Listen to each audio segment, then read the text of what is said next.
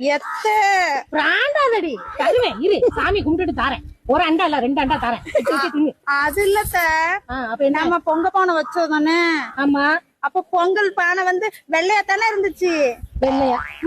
பானை வெள்ளையா இருந்துச்சு. ஆமா. அப்படியாடி? இல்ல, பொங்க பானை செம்மண்ல செஞ்சது, செங்கல் கலர்ல இருந்துச்சு. அப்ப ஏன் பச்சை கலர்ல ஆச்சு? கருமண்ல செஞ்சது தானே இந்த பானை. இல்ல, செம்மண்ல தானே செஞ்சிருக்காங்க. கருமண்ணு செம்மண்ணு. கருமண்ணு. உங்களெல்லாம் கெட்டிட்டு வந்தான் பாத்தியா?